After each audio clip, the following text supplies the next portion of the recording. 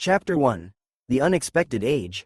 The world breathed dampness and primal savagery. The air was thick with the pungent scent of decayed leaves, wet moss, and moist earth. Dewdrops slid down long grasses, dripping slowly from branches onto the soil, where every movement left a faint trace. Sunlight pierced the dense forest canopy, but its rays did not dispel the darkness, only slicing through it, creating a shifting mosaic of light and shadow, as if the earth itself concealed a secret. This was a world without peace. Each dawn brought danger. Every rustle in the bushes could signal a predator. The primitive people, living in small tribes, had learned to read the forest's mood through its sounds and smells, through the sudden silence of birds in the treetops. They were both nature's children and captives of its harsh laws. Their enemies were not only hunger and cold. In dark caves lurked lions, their roars chilling to the bone. At night, wolves howled, their eyes glinting in the firelight, and over the marshes hung the cold stench of death.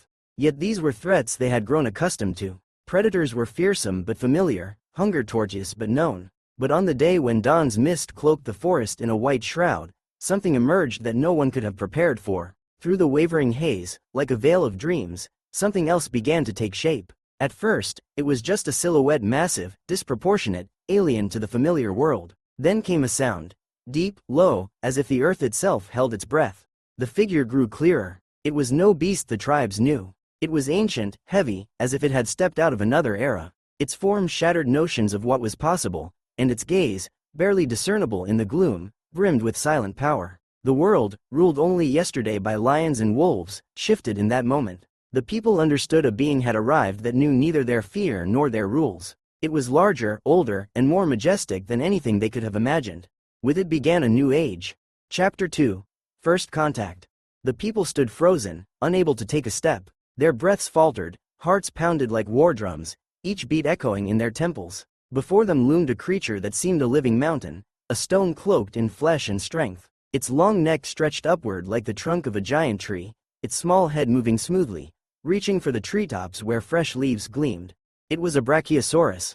Its skin glistened in the sunlight, rough and gray-green, as if nature had clad it in scaly armor. Each movement left deep tracks, the earth trembling under its weight. Yet the creature showed no rage or bloodlust. It chewed leaves with the indifference of a lord who had no need to notice the small beings at its feet.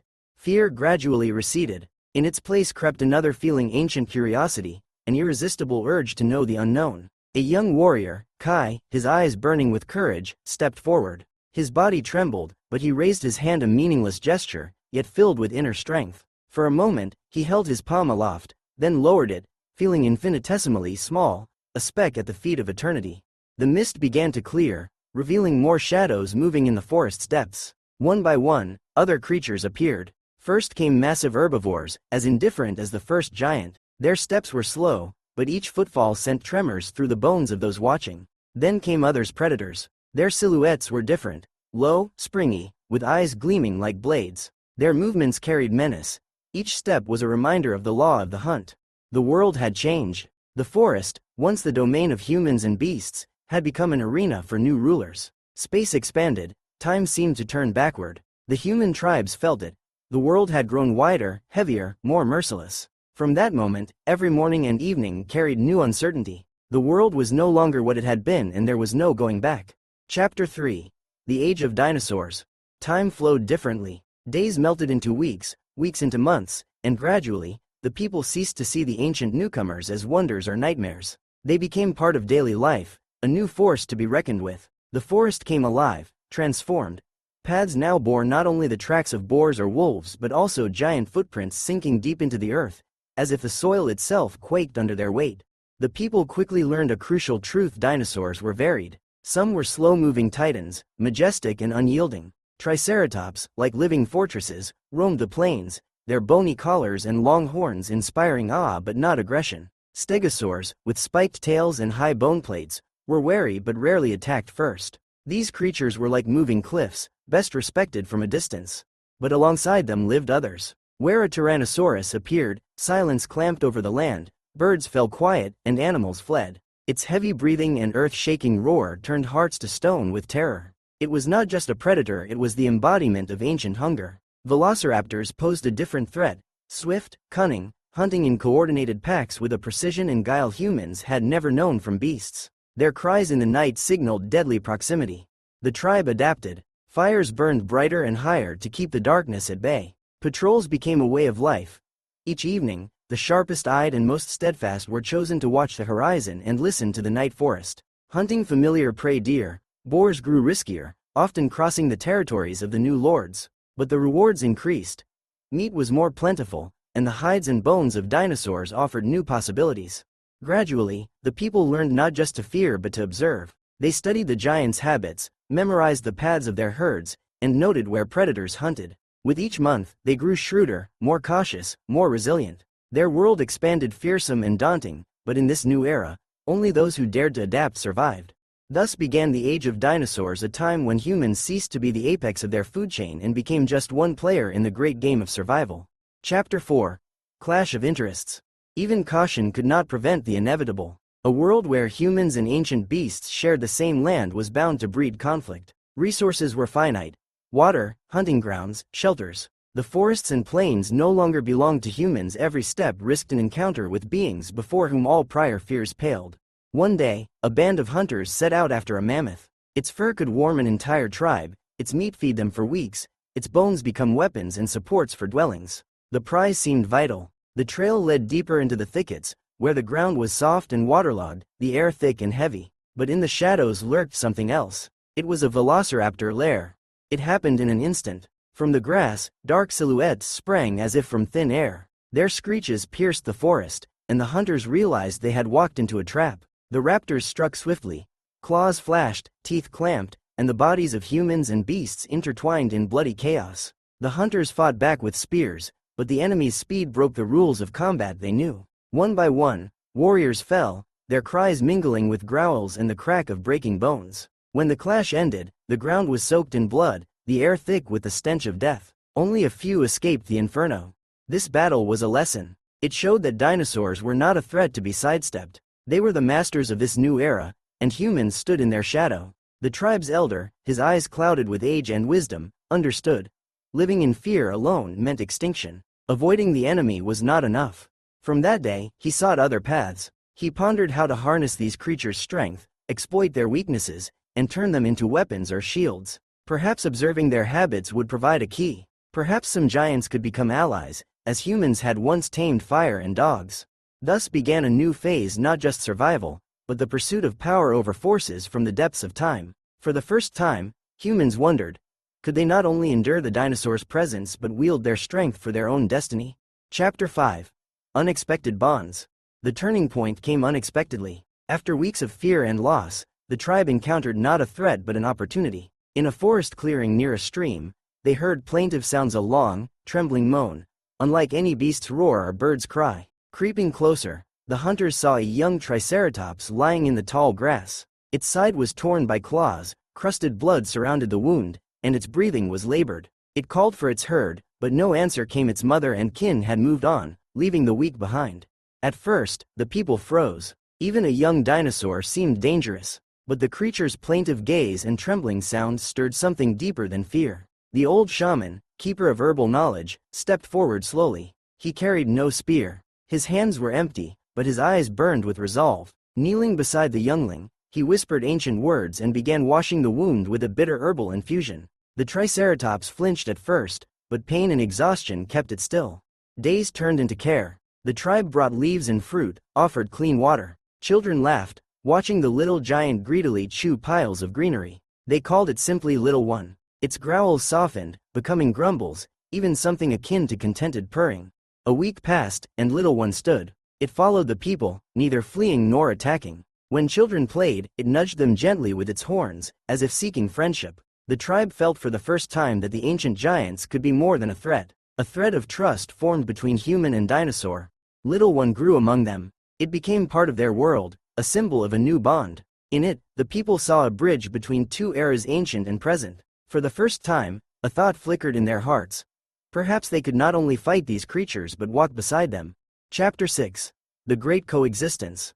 With each month, Little One grew larger, its steps leaving deep prints in the earth, its horns strengthening into weapons that commanded respect and fear. To the tribe, it was no longer just a friend, it was a protector. When wolves or solitary saber-toothed cats prowled near the settlement, Little One's presence alone drove them away. Even velociraptors, typically bold and fearless, steered clear of this young but mighty titan.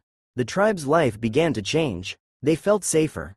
Fires burned calmer, and sentries no longer trembled at every rustle in the dark. Little One became part of their community, nearly equal to a warrior, only on 4 legs with skin tough as stone. Each day, the bond between it and the people grew. It responded to their voices, understood their gestures, and even the shaman acknowledged that a spirit of alliance, not savagery, had awakened in it. Word of the marvel could not remain secret. Other tribes, roaming the plains and forests, heard tales of people living alongside a dinosaur. At first, the stories seemed like myths, but soon emissaries came to see for themselves. When they met Little One, a massive triceratops grazing calmly among humans, their hearts filled not with fear but with awe. Soon, others tried to replicate the success. Some brought grasses and leaves, others sang or soothed young herbivores, mimicking the shaman. Some succeeded, others failed. Sometimes these attempts ended in tragedy, but the mere possibility of connection changed everything. The world entered a new phase. People no longer saw dinosaurs solely as enemies or monsters. They began to see them as neighbors, partners, even protectors. It was a perilous path, but it opened a new chapter in human history, the era of the Great Coexistence, where ancient giants and humans learned to share one Earth, not as foes, but as allies. Chapter 7. Symbiosis and Cooperation.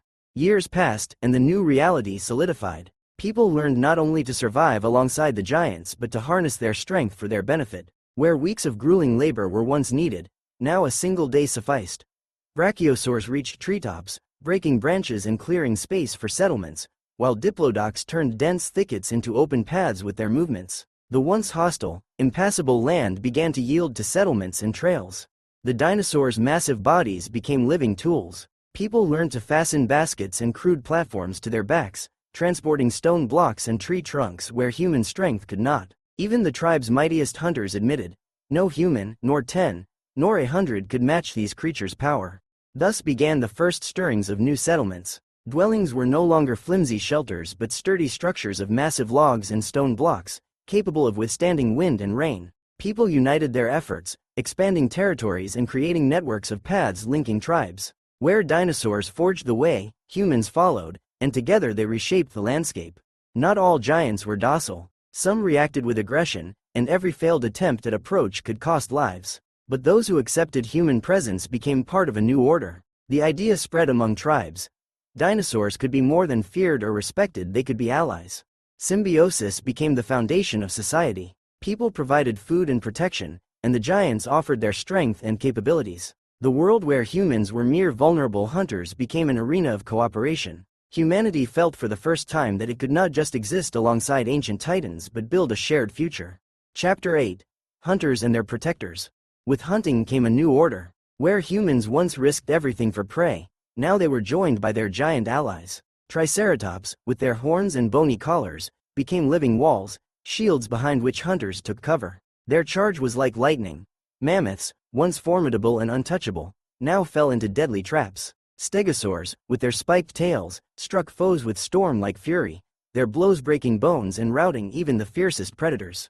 People learned to guide them, not command, but lead, with gestures, sounds, and torchlight. The dinosaurs understood the rhythm of the hunt, as if becoming part of it, moving in sync as though nature itself guided their steps. Group hunts became a coordinated dance of strength.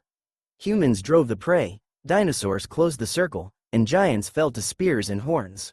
But it wasn't just the giants. After many attempts, people tamed smaller, swifter predators, ornithomimids. Light and lightning fast, they raced across plains faster than the wind. On their backs, hunters scouted territories, tracked herds, and outmaneuvered enemies. Ornithomimids became the first mounts of this new world, granting humans speed they could only have dreamed of.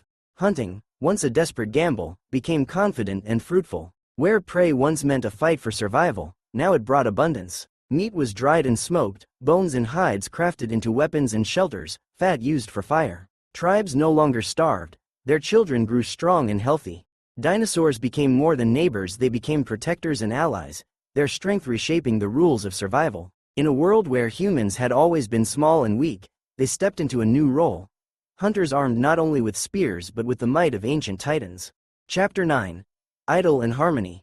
Centuries passed, and the world found a new balance. Where fear and struggle once reigned, a remarkable harmony took hold. Humans and dinosaurs lived side by side, sharing one earth, one air, one rhythm of life. Tribes no longer saw the giants as threats or fleeting allies, they became constant companions, equals in the great circle of nature.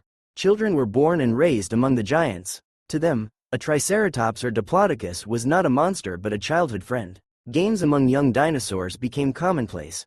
Tribe children rode the backs of ornithomimids, hid between the legs of juvenile brachiosaurs, and listened to their loud grumbling, like laughter. Fear vanished, replaced by respect and warmth. Knowledge of the dinosaurs' habits and needs passed down through generations. Elders taught which herbs different herbivores favored, how to read a stegosaur's mood by its tail movements, how to interpret the warning cries of raptors. This knowledge became the foundation not only of survival but of culture itself.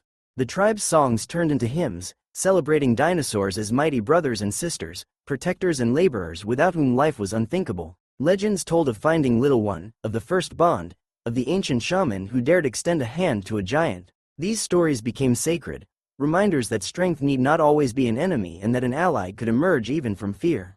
In this world, human and dinosaur merged into one community. The great creatures were no longer mere animals. They were family, guardians of settlements, living symbols of harmony. Where struggle for survival once raged, an idol took root, rare, fragile, but real. Chapter 10. Legacy of Two Worlds.